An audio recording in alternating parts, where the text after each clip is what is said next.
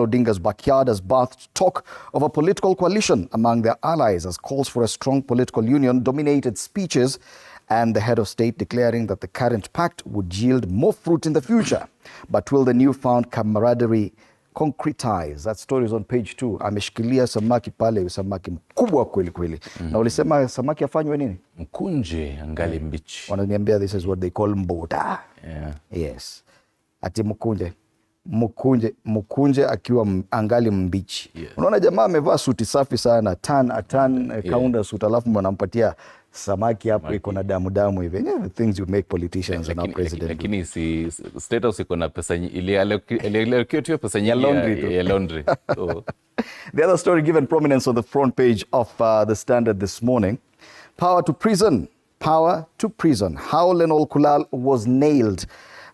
Court sentences former Samburu governor to 8 years in prison or pay a fine of 85 million shillings. He is also disqualified from public office for the next 10 years. And many people are saying this is just a slap on the wrist.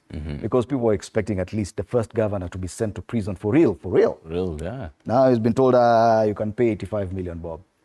For someone who's been in the office? Okay, maybe the biggest punishment there could be the fact that he's barred from public office for the next 10 years. That could be a game changer. Homecomings, who finances these parties and what for? Now the president is in Nyanza. He's attending quite a number of these homecoming parties for the newly appointed cabinet secretaries from that region. Who actually finances this? Are they financed by the state? They're also serializing Manu Chandaria's book, Success to Significance. Deals shocker for Kuppet over teacher strike is also a big discussion there. Wamefanyiwa ile kitu na TSC. TSC wameongeza pesa ya walimu lakini unajua kuna ile wana deduct ya union. Wamesema to deduct tena. And of course the Pulse, I can see what you like there. Holders Real face Liverpool.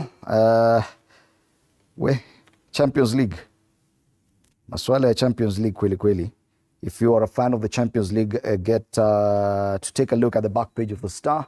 A lot of the teams that have qualified and who will be going against who when is there on the back page. That whole draw happened yesterday. That is a Standard this morning. On the Daily Nation, also have it here. It's quite a heavy paper today. They say silent war in Ruto's Nyanza tour. They're calling it a rivalry. President William Ruto and his deputy Rigathi Gachagua have had some tense relations recently, and while the visit to the stronghold of their arch-rival turned ally Raila Odinga has presented them with a stage to demonstrate their camaraderie, surprise developments have exposed the mumbling tensions beneath. That is on pages 4 and 5. No, this one actually has a photo of president as well as the deputy president, among other, now Homa Bay governor who was playing host, as well as other governors and other leaders there. Other conversations on this paper, Palechini Lenol Kulal gets slap on the wrist, what you're talking about, doesn't fit on what Kenyans were anticipating.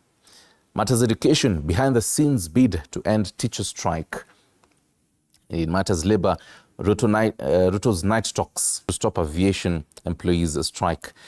A meeting between workers' union and the president. A state house failed to agree on averting a strike. So probably this might just be going on. And then King Choge, calling it a dilemma, either to retire or still hang on. It is on pages 2 and 3. We flip to the back page and see the conversations there. First off, that beat on matters education. Behind the scenes efforts to end strike by teachers. They say Mwisho number roll out, but only for those willing. So apparently in context, the back page, the government has stuck to its plans to rolling out digital ID cards known as Mwisho number, but clarify that Kenyans who are reluctant to apply will not be coerced to do so. Eskale governor kwambia, si must by the way. Kama unadai, waendea tu. That is the Daily Nation for you. On to Taifa Leo. Alright, kwenye gazeti la Taifa Leo, maswala ya AU ni risasi ya mwisho wanasema pale. Wadadisi wasema Raila asiposhinda wadhifa wa AUC hata kuwa tena na nafasi ya kutoa mamlaka nchini au nje. risasi yake ya mwisho, lakini wamesema risasi za Raila zimekwisha mara mingi sana. Huyu jamaa kuna risasi tu anatoa tu one, nyingine inatoka akichoka anatumia mawe alafu risasi anabakisha. The biblical ile David and Goliath. Sasa inaweza kuwa ni jiwe. Sema kufa kupona, Odinga hana nafasi ya kupoteza kiti cha AUC kwani ukanda wa Afrika Mashariki hautaruhusiwa kuwania tena hadi miongo mitatu ipite. Wow. 3 decades later. Aidha, katika uchaguzi mkuu ujao nchini, kinara huyo wa ODM atakuwa ametimu umri mkongwe wa miaka 82. Habari yenyewe kwenye ukurasa wa pili, lakini ni kumfuta kazi. Mnasema tu story yake imedai. Kuna habari zingine hapa kidokezo hapa chini ambacho kinashangaza wengi. Ruto na Gachagua wang'ang'ania Raila. Wanasema kwenye ziara yao katika eneo la Luo Nyanza, kila mmoja alionekana kuwa na nia ya kurithi ngome ya Raila. Habari yenyewe kwenye ukurasa wa 3 pale juu, atozwa faini ya shilingi milioni 84 au asote jela miaka 10. Gavana wa zamani wa Samburu apatikana na hatia ya ufisadi. Maswali ya walimu na TSC yaanza kuadhibu KUPPET. Tume yakosa kukata katika mshahara ada ya wanachama wa walimu. And that's the same thing they did to KNUT. They stopped deducting the union dues and that was the end of that.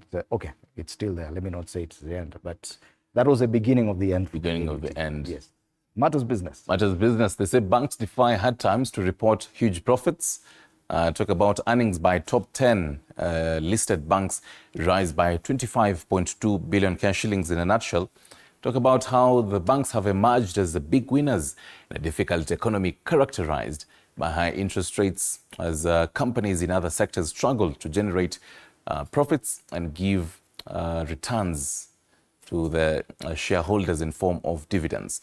So basically, banks are doing good out here. Other conversations, Safaricom awaits license as fund assets hit 2.3 billion cash shillings. Safaricom has been on the news this entire week really on matters Starlink.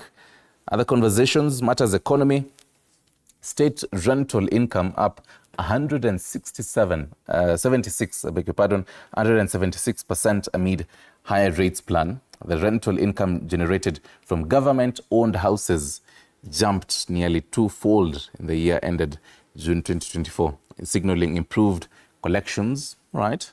And matters companies, consultants call for bulk petrol price cap. That in a nutshell is conversations around Business Daily. From Business Daily, from BD to PD. Ruto scheme to seize Raila power base, yes, wanang'ang'ania, wengine wanasema wanang'ang'ania. Now, after appointing ODM top cogs into cabinet, a president raids Azimio leader's backyard with an eye on re-election come 2027. That story is on page 4. And yes, it would appear this is the analysis by most dailies today, that yes, Ruto is keen on that, but also someone else is keen on the same. And that's the deputy president too. Yeah. And this very interesting picture of the president admiring a giant mbota fish that he was given by residents of Homa Bay. I'm curious how much it weighs. Na unajua, as president, you can't afford to drop it. So kama hujakula siku hiyo alafu akupatie mbuta yote alafu ianguke. Do you know what that means? Hey. Umeangusha mbuta umepewa. Yo acha. So lazima kuwe gangari. I'm telling you. Another story given prominence on this page, inside plot to split Kenya Railways. And picha gari moshi pale. Gari moshi moja it has seen better days. Slap on the wrist for governor who stole millions. Now this, yes, I think this is the one that is telling the truth. That punishment was less than desirable. How Daily Nation and this People Daily have reported it as a slap on the wrist. This is a slap in the wrist. People expected at least something tougher than this. But yes, that is what is given. He pays 85 million shillings as a fine, or else he goes to jail for at least 8 years. Hope for learners as KUPPET calls ceasefire on strike. Wakinyongewa ile kitu, lazima tu muta-call ceasefire. Hii game ishachezwa. That's the People Daily this morning, and take a look at the Star.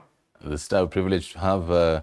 you do have a physical copy. The physical copy. And they say Ruto Raila deal will redefine 2027 race.